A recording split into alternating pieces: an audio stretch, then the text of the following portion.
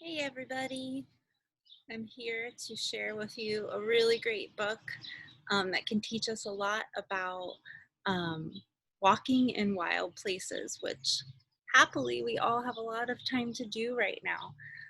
So I thought I would share it with you today. It's called Crinkleroot's Guide to Walking in Wild Places.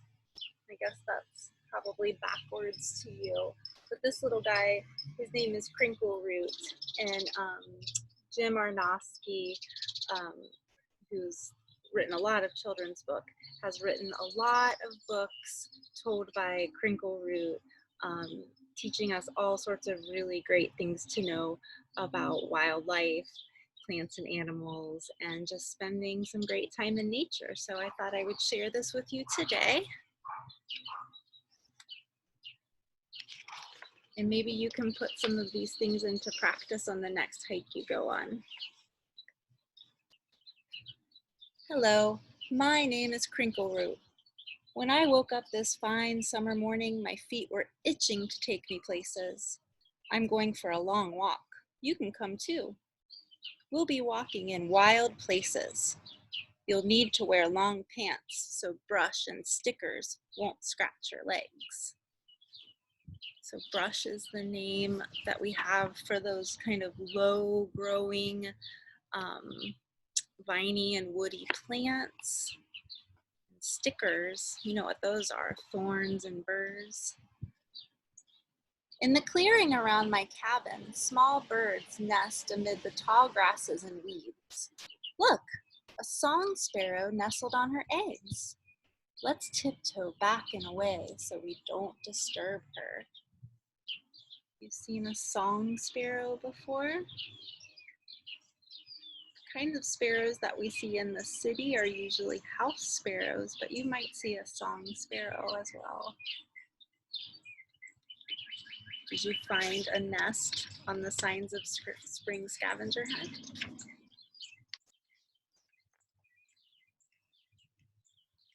What's this? A tick is crawling on my pants. I must have brushed against a grass blade that the tick was on. When you're walking in weedy or grassy places, stop every so often to check your clothes for ticks. The odds are you won't find any, but if you do happen to find a tick on your clothing, get the tick off before it crawls on your skin. Ticks bite and suck blood. So there's a tick. You can remove a tick from your clothing by brushing it off using what does it say? Oh, using a twig. On longer hikes away from home, I carry a tweezers for removing any ticks I find on my skin. So that's a good tip. If you have a hiking backpack that you like to take, you might pop a pair of tweezers in there. Here's a lot of more detailed information about ticks. And rather than read through each of these little things, I will post this page and maybe a few others along with this read aloud.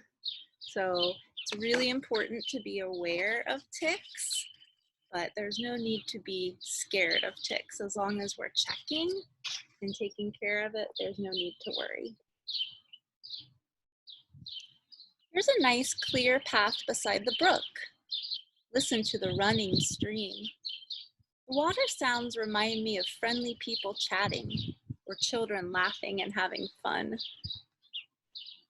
Who likes to play by the creeks? I sure do. And our creek beds here in Cincinnati are really special because we live in a place that is full of fossils. You won't find so many fossils in creeks elsewhere. My favorite. There are fragrant ferns growing all along the stream. These ferns smell like freshly mowed hay. They're called hay-scented ferns. Wherever you walk, except in desert areas, you're likely to find ferns growing along the trails. Here are 5 common species of ferns for you to look for. Ooh, that would be really fun. I'll post this page as well. And that can be one of our activities, to look for ferns. So we have a Christmas fern, a sensitive fern, bracken, maidenhair spleenwort, or ebony spleenwort, and a cinnamon fern. Ooh, I might take this with me and see how many I can find.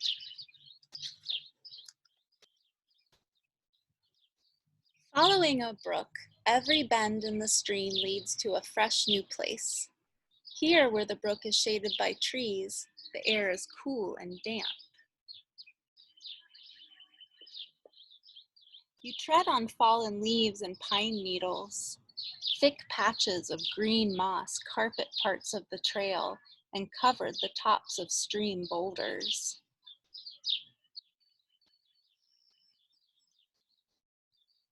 I have to say, I personally really love moss. And when I go on a hike, I like to stop and pet moss. I think it feels so nice.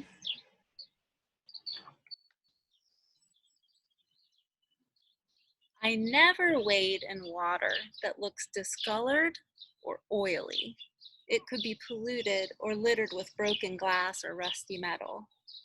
This brook is so clear and sparkling, I can't resist stepping in it.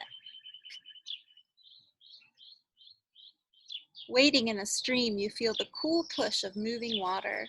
It is the constant motion of the water that wears away the stream's stones, making them round and smooth. In a shallow pool, minnows swim around your legs and nibble at your toes. Ooh-ha-hee! That tickles. Have you ever seen minnows swimming around in a stream? Have they ever nibbled your toes?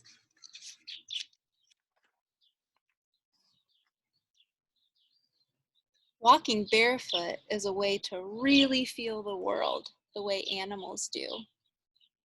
Walk flat-footed like a raccoon and make perfect whole footprints in the wet sand. Or tiptoe along like a deer and leave only toe prints. I like to walk barefoot outside too.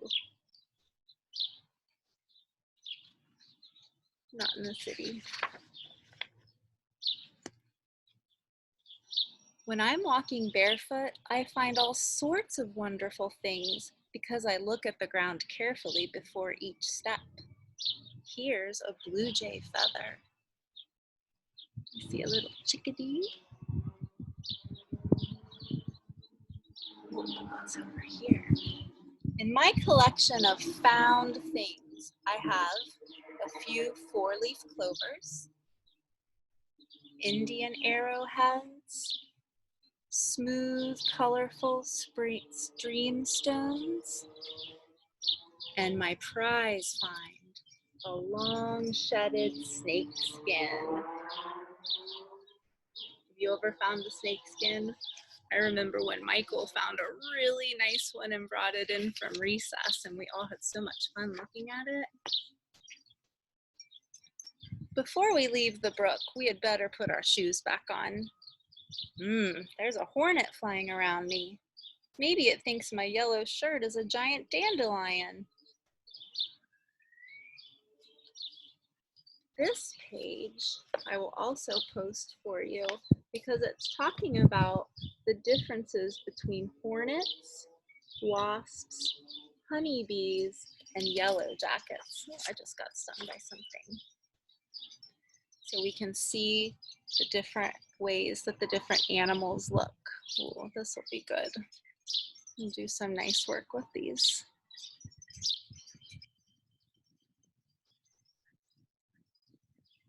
If a hornet, wasp, or bee flies close to you, don't run or swat the air. Remember we learned that with Mystery House, right?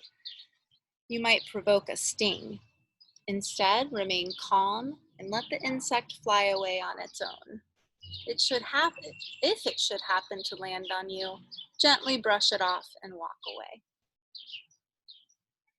If you see a hornet, wasp, or bee disappear behind the leafy branches of a bush or tree, or fly into an opening in a hollow log, or land on the ground and crawl down a hole.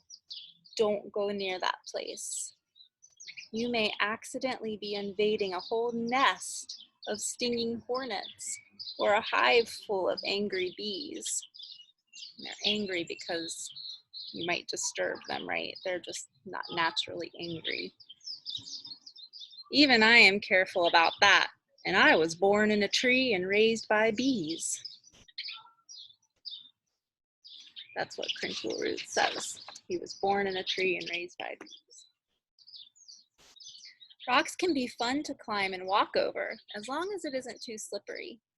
Big boulders like this one that are out in the open are kept clean by rains and cleared by winds. They look bare and bald, but in crevices, cracks, where wind-blown dust and other debris collect, soil is created. And in that thin layer of soil, tiny plants and seedlings grow. There's a miniature forest in this crack.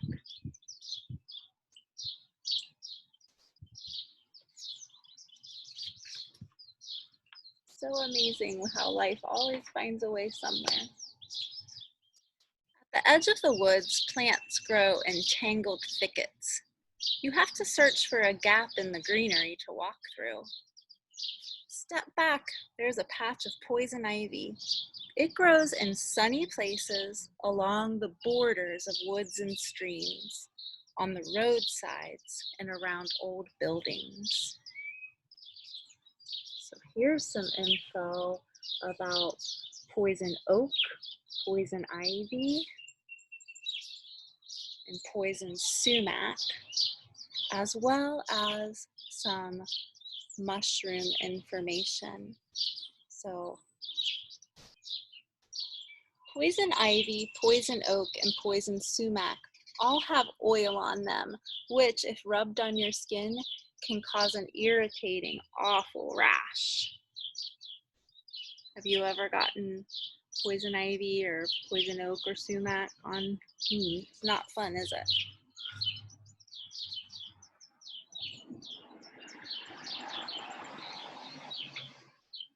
I'm going to post this on another page because there's a lot of information, but I do want to read this part about mushrooms. Speaking of poison plants, if you see any wild mushrooms, look, but do not touch. Some are deadly poisonous, and just a touch might accidentally get some poison on your hands, and from your hands to your mouth. Don't want that.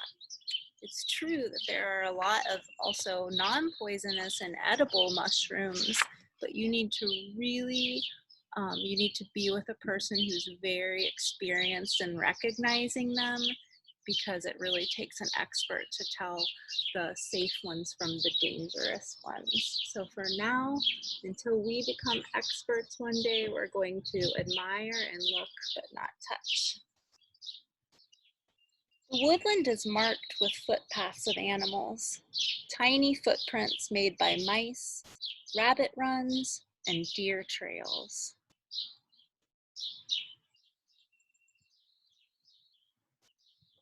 All of the trails through the woods have been created simply by the pressing of animals' feet, traveling over the same ground day after day. I've created a footpath of my own. It leads right to the door of my cabin.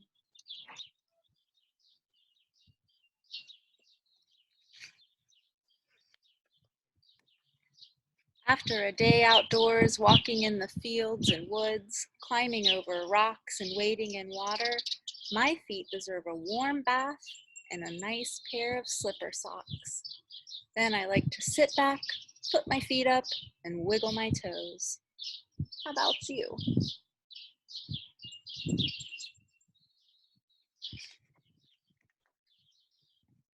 That's the end of Crinkleroot's guide. I actually have several more Crinkleroot books that I would love to share with you over the next few weeks. So I hope that you can plan on taking some walks in wild places soon. And I'm going to put some more of this information and some activities in the assignments folder for you to explore. And I want to thank everybody who has been doing work with the celandine and the dandelions and sharing your work with me. It feels so good to know that you've enjoyed it, and I love seeing what you're doing at home as well. All right, friends, I will talk to you all soon. Bye.